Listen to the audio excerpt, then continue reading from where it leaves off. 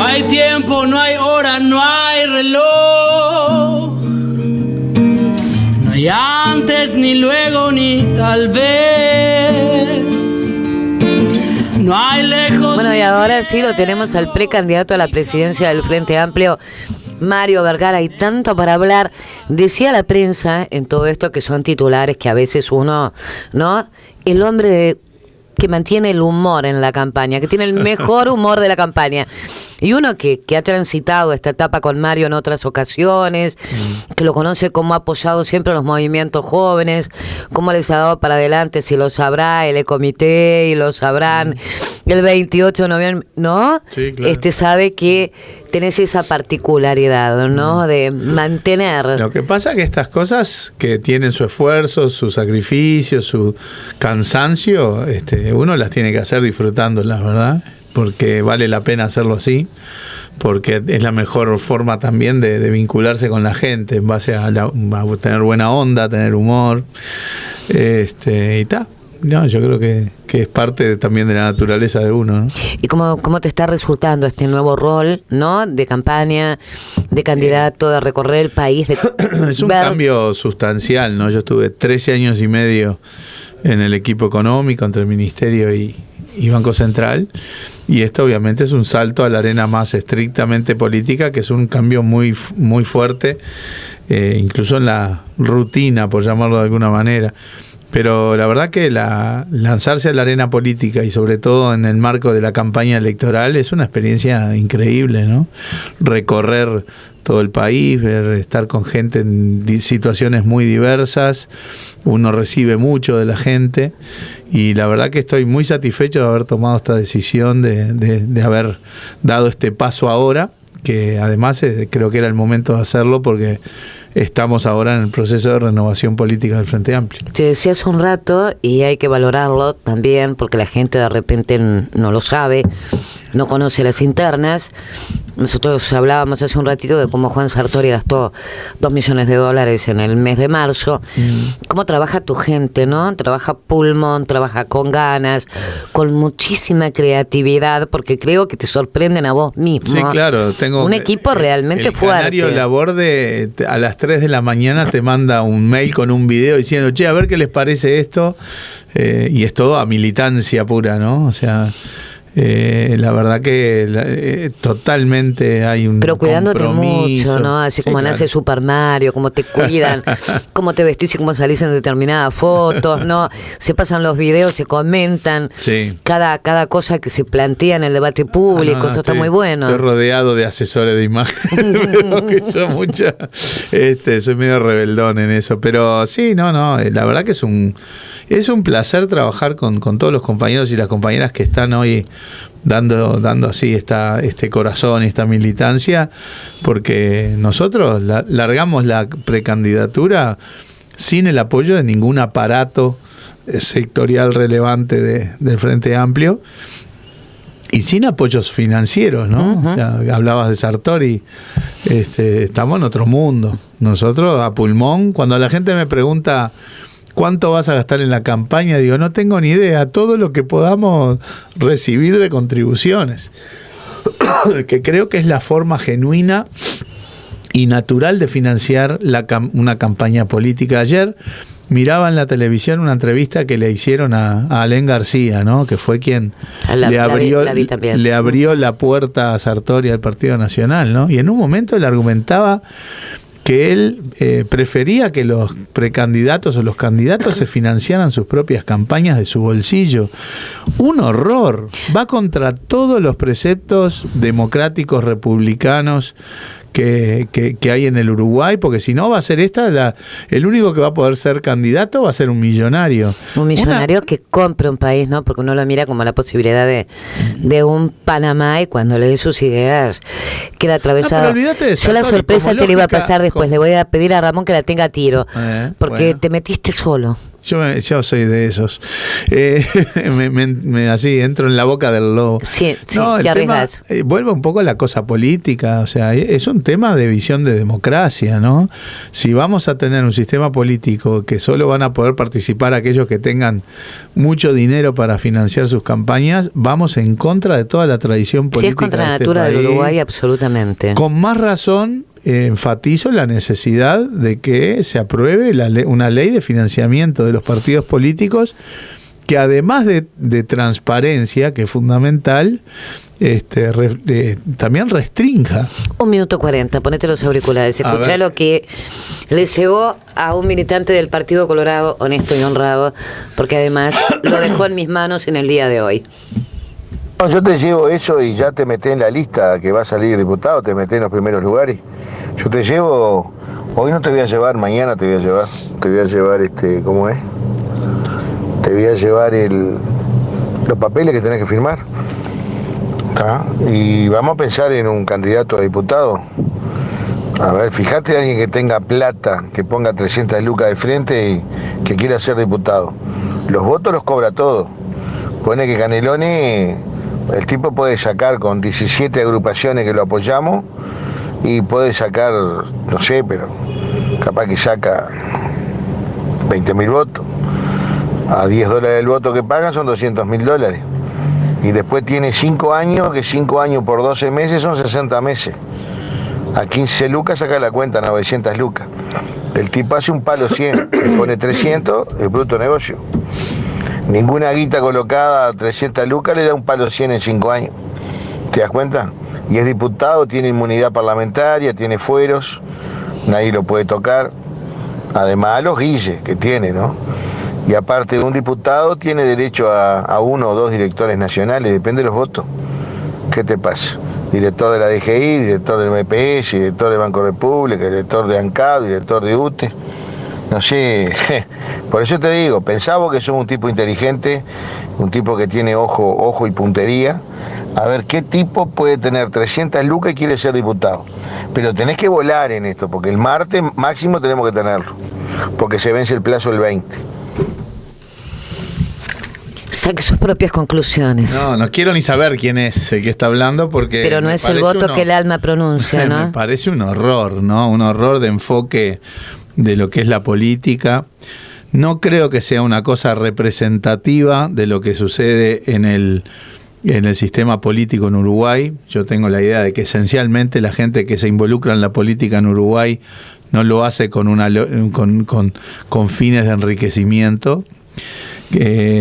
Creo también que hay que seguir reivindicando la política como una forma noble de resolver los problemas de la sociedad, la mejor forma que existe, porque en los países en donde la política y el sistema político se va erosionando, terminamos en estas locuras, ¿no? En transformar esto en un negocio, en transformar esto en una falta de visión de lo que una sociedad necesita y demás. Me parece un escándalo, ¿no? Pero bueno, espero que eso sea una cuestión totalmente fuera del sistema. Igual conocemos algunos casos, ¿no? Siempre hay. Y bueno, y hay algunos patrones que son parecidos a esto. Esto se dijo y me gustaba que lo escucharas. Sí, no, yo vuelvo al tema asociado a la necesidad de sacar una buena ley del financiamiento de los partidos políticos, que no solamente dé transparencia, sino que también restrinja lo que puede llegar a gastarse en una campaña, porque mientras sea necesario gastar toneladas de plata en una campaña, eso va a ir llevando a un sistema cada vez menos democrático. Claro, lo que tú decías de Alem transparente. recién no es lo mismo que una persona reciba un aporte de un militante de 100, 200, 300 pesos. Nosotros, si querés, podemos pasar los números de cuenta. Ahí está. Que son las contribuciones a la una campaña persona nuestra. que reciba... Totalmente atomizado. Ale García decía, bueno, porque es mejor eso que andar mangando. Y no, primero no hay que olvidar que hay una buena parte del financiamiento del proceso político que lo hace el Estado. El Estado. Y eso está muy bien, ¿verdad? Es eso que se decía ahí, ¿no? De no sé si son $10, o que No, depende no de la tengo la menor elección. idea ahora. Depende de la elección, por voto, además, o sea que se cobra después. Bueno, yo creo que eso está bien porque le da oportunidades a todo el mundo.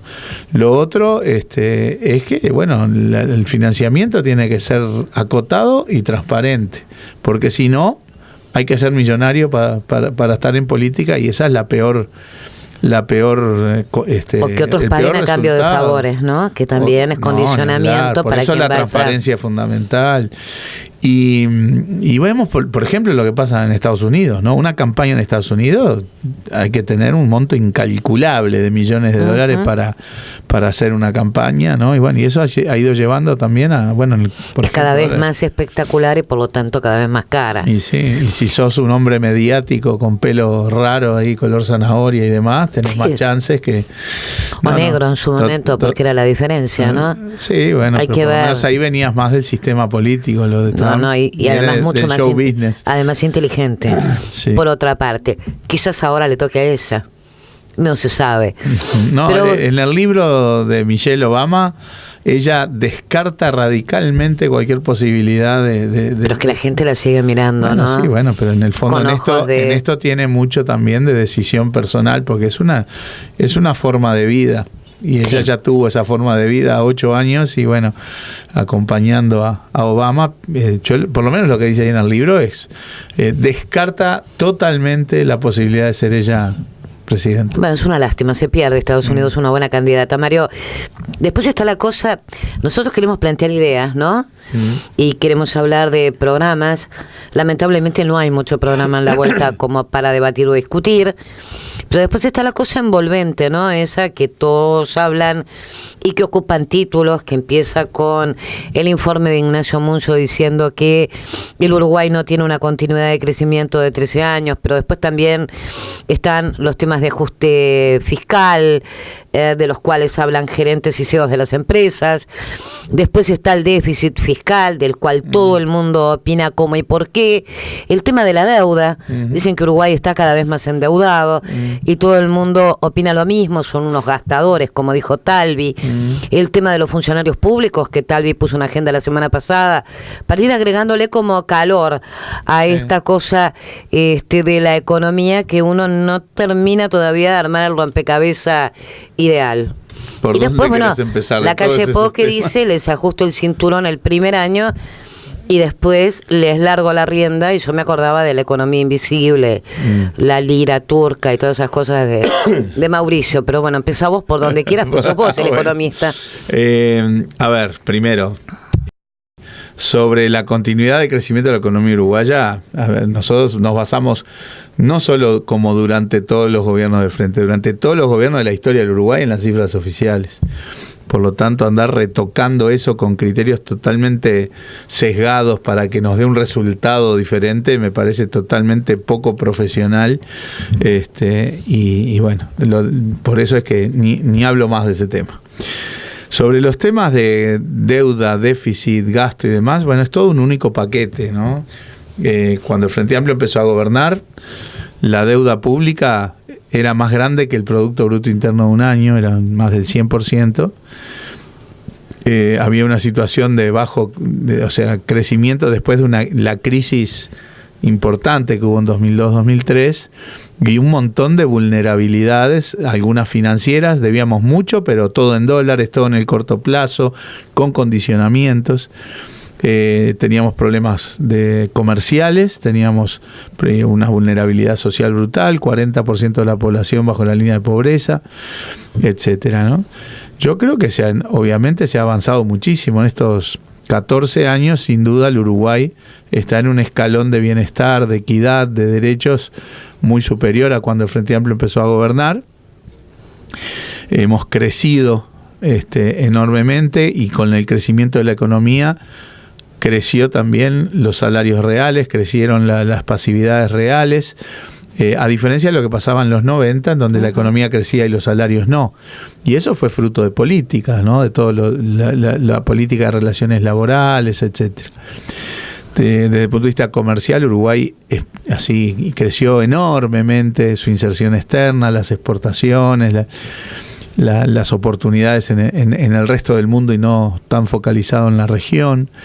En materia social, la pobreza bajó de casi el 40% al 8%. Hay muchos temas pendientes, por supuesto, y bueno, hubo un montón de reformas en los gobiernos frentistas que tuvieron buenos resultados. Obvio que hay temas pendientes que no tienen los mejores resultados, que también los podemos recorrer, ¿no? Seguridad, educación, fragmentación social, con mucho gusto. Empleo, pero sin duda ha habido mucho avance. En materia macroeconómica, el Uruguay es un país ordenado que en los últimos años sí, lo que está teniendo como un factor de preocupación es un déficit fiscal que es demasiado alto. En eso creo que todos coincidimos. En lo que no coincidimos es en cómo atacar el problema y cómo eso se asocia a la deuda pública. Yo escuchaba a líderes de la oposición usando de manera totalmente inapropiada, decir, bueno, antes debíamos tantos dólares, ahora debemos más. Sí, justamente eso es el... Pero eso, así no se miden las cosas, no. Y lo peor es que esa gente lo sabe. O sea, uno está más o menos endeudado en función de su ingreso, en función de qué capacidad de repagar tiene. Pues si yo digo, bueno, yo debo 100, tú no sabes si eso es mucho o poco para mí. Depende de cuánto se gana, cuánto puedo repagar. O sea, la deuda hay que medirla en relación al producto del país. Y ahí bajamos de 100 y pico a 60 y pico. Es cierto que habíamos bajado más. O sea, la deuda hoy está en niveles que tiene un peso mucho menor que cuando el Frente empezó a gobernar, y además es mucho menos vulnerable porque ahora no se debe todo en dólares, se debe una parte en dólares, una parte en moneda nacional, y eso reduce muchísimo la vulnerabilidad. No se debe mucho en el corto plazo, como pasaba antes. Hoy los horizontes para el repago de la deuda pública uruguaya son muy largos. No hay deudas con condicionamientos como las del Fondo Monetario. Y mucha confianza a Uruguay cada vez que... Y cada vez que Uruguay sale a los mercados internacionales, los inversores responden en muy buenas condiciones financieras. Me llama la atención porque eso lo tiene que saber Azucena Pelletier, ¿no? Por supuesto. Trabajó ahí. Entonces, no, pero digo, se lo hemos escuchado a Sanguinetti hablarlo de las deudas, también a Talvi y demás. Y bueno, ahí se mezcla un poco el tema, esto de los funcionarios públicos, y demás, Talvi, que también fue funcionario público, ¿no? Pero a lo que voy es que... Siempre es la impresión de decir que hay mucha cosa para recortar del Estado, que no son las políticas públicas, porque es lo primero que te dicen todos los candidatos. Bueno, no, yo no voy a recortar políticas públicas. Vamos ahí al tema del déficit, ¿no? El tema del déficit sí es importante y hay que reducirlo. ¿Por qué? Porque es como en un hogar. Si uno gasta todos los meses más de lo que le ingresa, se empieza a endeudar.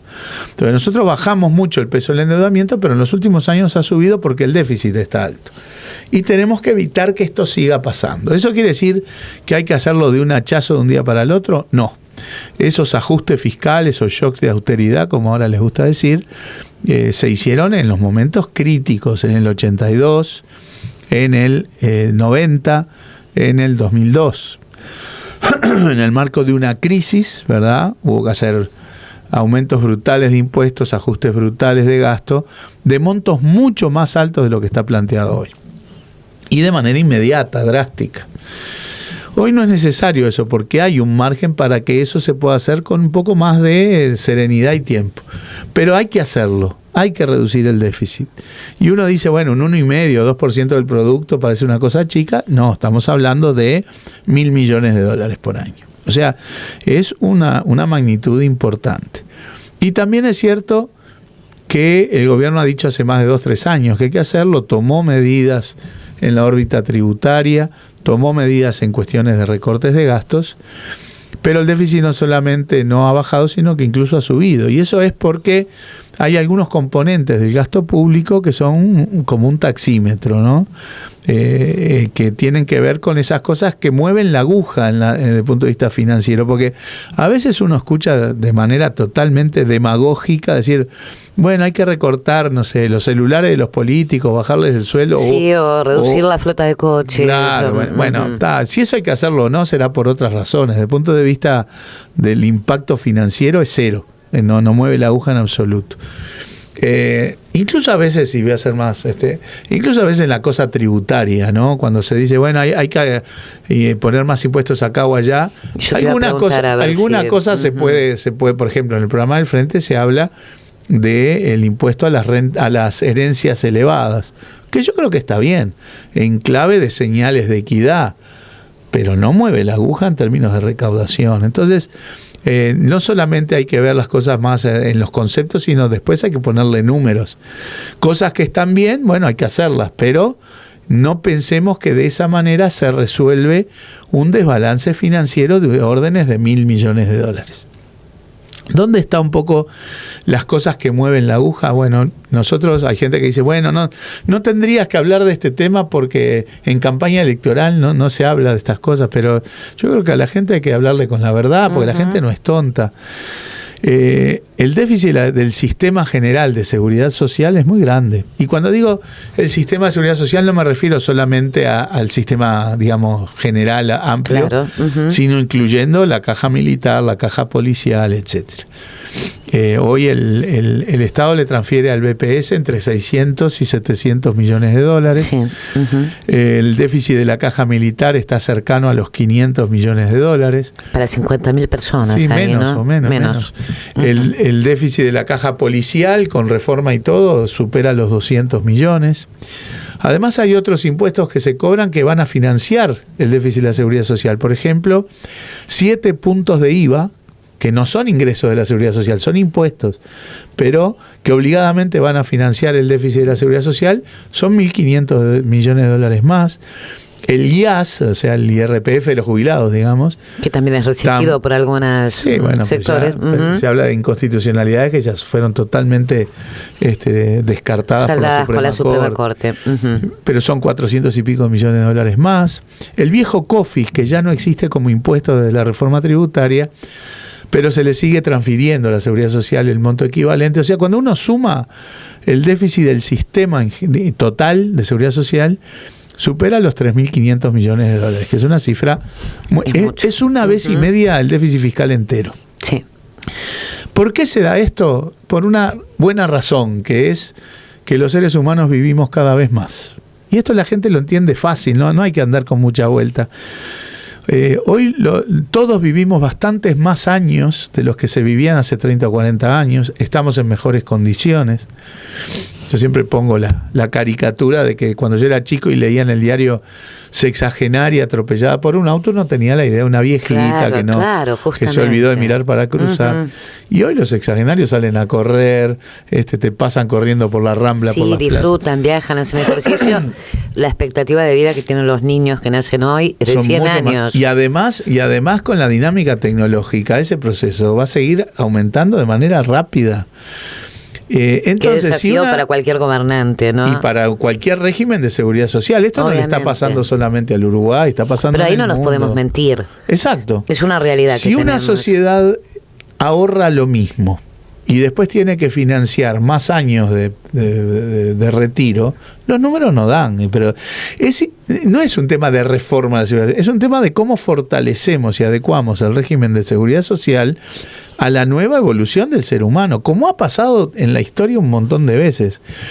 Si ahorramos lo mismo, pero después vivimos más años, chau, no hay forma. Sí, en algún momento, ¿no? Se rompe la ecuación. Y esto es de tal dimensión, como decíamos recién, que bueno, es de las cosas que mueve la aguja en lo financiero. El foco, el centro es fortalecer el régimen de seguridad social, porque un régimen de seguridad social cuyo déficit aumenta, porque no solo es preocupante la foto de cuánto déficit hay, sino del ritmo, o sea, de la película, del ritmo a que ese déficit está creciendo. Entonces, de esa manera es lo que genera la necesidad de endeudamiento permanente, que al final todos sabemos que cuando nos endeudamos de más todo explota. Y si un régimen de seguridad social explota, no es un buen régimen de seguridad social. No. Por eso hay que adecuar los parámetros, hay que introducir mecanismos que en otros lados ya se ha hecho, porque no hay que inventar nada.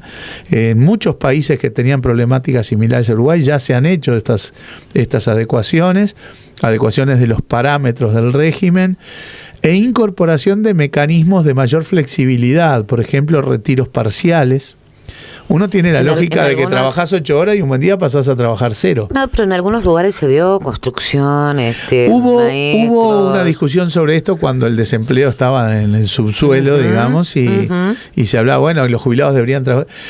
Hubo mecanismos en que se habilitó a jubilados a trabajar, que no es exactamente lo mismo. O también existe alguna normativa que habilitaría esto, pero hay algo que no debe estar bien en el diseño porque nadie lo usa. Yo creo que esas cosas tenemos que avanzarlas, ¿verdad? Y no pensar. Pero ahí tiene que haber un sinceramiento y no una especulación. Exacto, ¿no? posterior. Tiene que haber ahí está. Y tiene que haber también mucho diálogo, porque estas de las cosas que no la puede hacer un único partido político en el gobierno, aún con mayorías parlamentarias, no. Esto hay que hacerlo dialogando. Yo creo que en el primer año del gobierno próximo todos los partidos políticos tenemos que estar alrededor de una mesa a conversar esto con visión de Estado, con la necesidad de llegar a puntos de acuerdo, porque además el que vea en esto botín de juego político menor estaría actuando de manera muy irresponsable y además con mucho diálogo con las organizaciones sociales. O sea que este es un elemento de visión de Estado que hace a la sustentabilidad de no solo de las cuentas públicas, sino también de un régimen de seguridad social que tenemos que fortalecerlo y cuidarlo porque es parte de la esencia misma de la historia del Uruguay, ¿no? Sí, aquí hay que ponerle mucha cabeza. Ojo, y también cuando yo digo lo tenemos que hablar entre todos, no es indiferente quién lidera ese diálogo, ¿no? O sea, acá no es lo mismo ese diálogo si gana o no gana el Frente Amplio de Gobierno, ¿no? O sea, yo aspiro a que obviamente el Frente Amplio va a ganar el cuarto gobierno y que sea el Frente Amplio el que lidere ese diálogo multipartidario y con las organizaciones sociales absolutamente abierto, para ¿no? llegar al mejor resultado. Claro, porque además, a ver, son temas que hacen al futuro del país sin ningún lugar a dudas, ¿no? Sí. Y que más vale además, bueno, empezar a trabajarlos de entrada y no seguir creando, como pasa con la caja militar, ¿no? Y con la falta de votos. Yo soy bien claro en eso. Lo que primero, estuvimos 13 años para abordar el tema de la caja militar y lo que se aprobó el año pasado es algo tan lavado que yo ni siquiera le llamo reforma. Me queda clarísimo eso. Mario, pero después vienen los otros desafíos, ¿no? Vienen los desafíos de un país que tiene que ser dinámico, competir en el resto del mundo, ver cómo llegamos a producir más, porque obviamente nuestra producción es la que exportamos y ver qué es lo que el mundo quiere. Y ahí viene todo lo demás, ¿no? Desde la punta.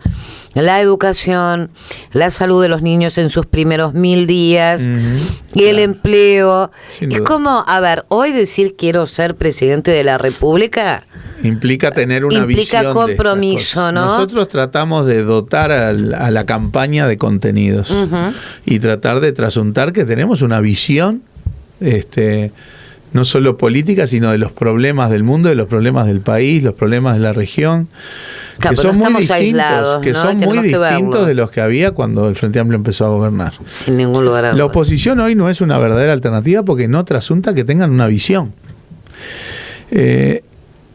Yo arranco, por ejemplo, esto primero marcando que el mundo, la región y el país de hoy no tienen nada que ver con lo que había en el 2004. El mundo es mucho más complejo, más imprevisible. Y las Uruguay más fuerte. Sí, claro. Las relaciones entre las potencias están en clave de conflicto. Permanente, ¿no? Guerra, porque la geopolítica cambia todos los días. Guerras comerciales, guerra de monedas. Las relaciones entre Estados Unidos y China dependen de un tuit de Trump. Es una cosa insólita. La región es un desastre, ¿no? La región, desde el punto de vista político, pasaste de tener experiencias progresistas a gobiernos de derecha, y más allá de derecha, porque Bolsonaro está más allá. Y una región que por las razones quizá de los precios internacionales y eso tenía una pujanza económica, hoy tienen un desastre económico. Argentina está muy mal desde el punto de vista económico, Brasil tiene también dificultades serias. Y el país, el Uruguay, es distinto. Hoy estamos en niveles más altos de bienestar, de equidad, y ese es un tema político fundamental, porque la gente en un escalón más alto de bienestar reclama otras cosas. Antes era mucha pobreza, falta de empleo, entonces la sociedad lo que te decía es creen puestos de trabajo y sáquenos de la pobreza. Eso hoy, 2005. Claro, hoy la situación es diferente y las demandas son otras. Y Y tenemos una dinámica de la tecnología que nos atraviesa la vida, ¿no? La tecnología hoy altera todas nuestras relaciones interpersonales, sociales, Pero es laborales. desafío y oportunidad ahí. Absolutamente. La dinámica tecnológica genera un nuevo mapa de oportunidades y de riesgos e impacta sobre todo en el mundo del trabajo. ¿Qué producir? ¿Cómo producir? ¿Qué empleos van a quedar por el camino y qué empleos se fortalecen? ¿Qué capacidades tienen que tener los trabajadores, las trabajadoras para aprovechar las oportunidades? Y ahí entra un poco lo que vos decís, que la visión de cómo vamos a desarrollarnos.